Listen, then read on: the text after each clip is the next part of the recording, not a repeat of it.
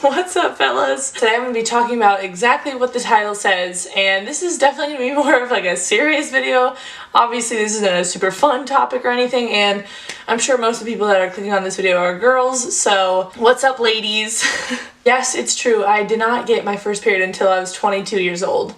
Not even 22 years old, like a couple weeks ago. I'm sure this is shocking to a lot of you, and probably TMI to a lot of people too, but I asked, I was doing like this question thing on my Instagram the other day, and people really wanted to know more about amenorrhea and my thoughts on it exactly. This isn't really going to be an opinionated video because it's just going to be more my experience over the years with running and my menstrual cycle and my hormones. And a lot of people wanted to know more about this. I asked a poll on my Instagram if people wanted a video on it, and like thousands of people said yes. A few people said no, but oh well, they don't have to watch this. Where do I even begin? So yes, I got my first period at 22 years old, and okay, let's rewind and start way from the beginning of everything. If you don't know my whole story, I started competitive sports probably when I was like 5. I started competitively swimming, and then once I transitioned to full-time running at age 11, and I was training full-time. I was training year-round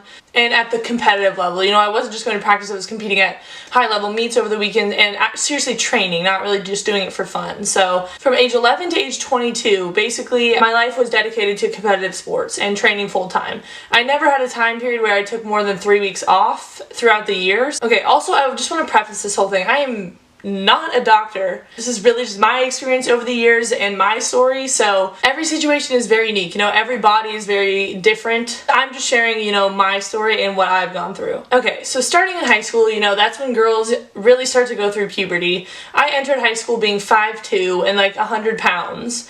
And I had not gone through puberty at all. I was extremely flat-chested. I was a child. I was 13. I was a child. I'll insert pictures too over time just so you can see my development. This sounds so weird. You know, my friends around me, they were getting their periods, they were growing up, and I still looked young, and that was fine. I didn't really think too much about it. My family is a very late blooming family, so, you know, I knew it would happen eventually. I wasn't too stressed about it. And then, you know, over the course of high school, I actually grew about 8 inches, so I left high school being 5'10" and 150 pounds basically. So I gained 50 pounds over the course of high school. I was more filled out. I wouldn't say I really looked like a woman, but I definitely looked more mature, to say the least. But this time I still hadn't gotten my period. I mean, I started to get like a little concerned after a while because I was like, okay, what's happening? Obviously, freshman and senior year, I was training, you know, year-round again still. I was eating plenty. That's obviously why I grew so much, and I never restricted myself at all. I ate a lot of food. Like, you can ask any of my high school friends. Then I went to college, and I was 18 at the time when I entered college. I just turned 18. And it was at this time where I was like, okay, maybe I should go get it checked. My school was also encouraging me to go get tests done because, you know, at this point it was pretty abnormal. I was 18, I had never gotten a period before. And the reason that I address like how much food I eat is one of the main causes of exercise-induced amenorrhea is that you aren't fueling enough for your training. And so I knew that this wasn't the issue because my entire life I had been eating more than enough. I had been eating mostly healthy food, you know, with everything in moderation, and so that's why I address like how much I eat. So I was never malnourished by any means, and so that would be the first thing that they would ask, and my answer was always like, yes, I eat enough, I eat plenty.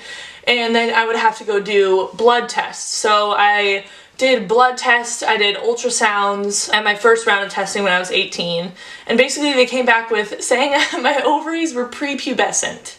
And I was like, okay, I'm not really sure what that means. And honestly, after getting that answer back, I was honestly relieved because I didn't know what was really wrong with me, like why I hadn't gotten it, and the fact that I was just prepubescent even though I was 18.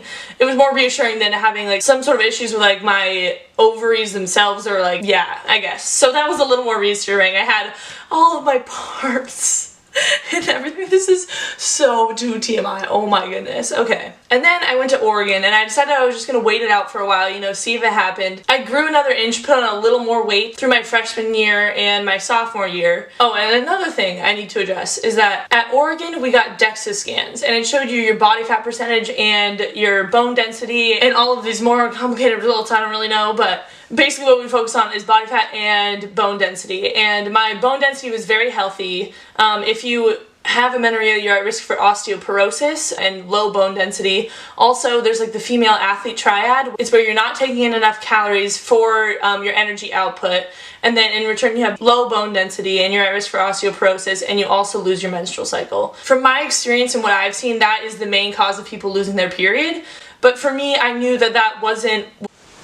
Of course, for some reason my camera shuts off, but I knew for me that that wasn't the cause of why I didn't have my period. There was something else missing that wasn't causing me to have my period. So I was 20 years old, and I was starting to get a little more concerned because the last time I got my hormones tested or like it looked at, I was 18. So it had been a decent amount of time and there was still no signs of anything happening. My junior year, I decided to go back to the gynecologist because I really wanted to get it checked again just to see what was happening. This time they did a very thorough check. So I got a blood test done, I got multiple ultrasounds done, and I talked with my gynecologist, and basically she said the same exact thing.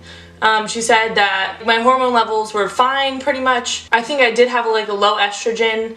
I don't even really remember, but that again, it was just prepubescent. And at this point I'm 20, so I'm like, okay, well, what do I do from here? Like, taking birth control helps start your period, so I was thinking about that option, but that also comes along with a lot of side effects. And since I was training full time, I didn't really want that. And since something was like really wrong with me, I didn't really think it was very necessary to do it at that moment.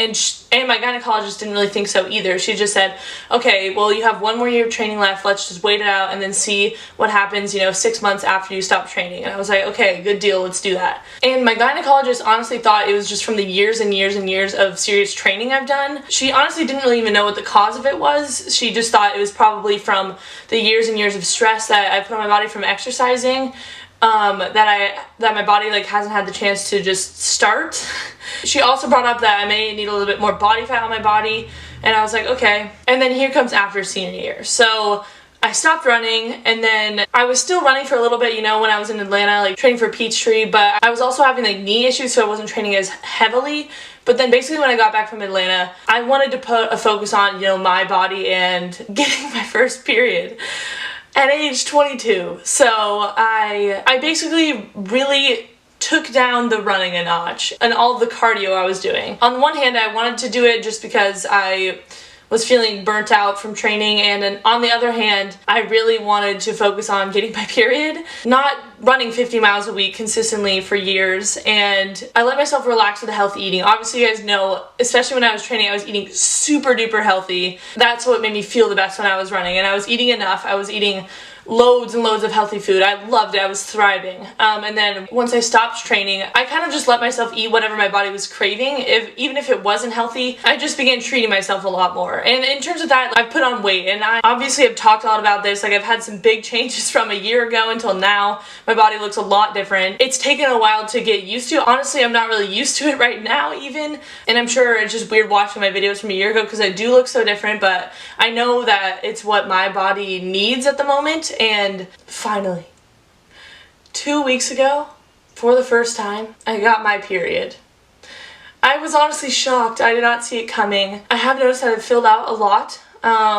This is so personal. My boobs were hurting a few days leading up to it, and then I finally got my period, and that was, honestly, it was anticlimactic. Like, I thought I was gonna be more excited, but I was more like, okay, what do I do now? But anyways, I can't even say if my cycle is regular or not now, because it's been less than a month. So even though I compare myself to the way I looked a year ago, and it makes me really uncomfortable. My clothes don't fit like they used to. Just looking at old pictures, it makes me feel really uncomfortable, and my body image has been struggling. I've really come to terms with, like, this is what my body needed, and needed rest. One of the things I'm looking forward to most in my life is being a mother, so this was obviously very necessary, and the fact that my body is going to be able to do that for me in the future, it makes me feel very at ease and excited. no matter the way I look. So this was my story. Honestly, most people's stories will not look like mine. Mine was very abnormal. I'd never met anyone that had a situation like me. I've never met anyone that hasn't had their period at age 22, which obviously made me feel very abnormal. I do know a lot of people that don't have their periods from running, and that could be a variety of reasons. And the thing that I want to stress is that I don't want to make it seem like it's okay to not have your period. Like, I got a lot of tests done, and I was always uncomfortable with the fact I didn't have my period. I know it wasn't normal because it's not normal. So if you don't have your period, I really recommend going and talking to your doctor and just seeing what's up. Because it's really not normal, and it's not healthy for your body to not have your period, at a certain age once you've gone through puberty. During hard training cycles, people may lose their periods for a certain amount of time, which, again, I don't think it's a good thing to do to your body, but sometimes it just happens, especially if you're training at a certain level.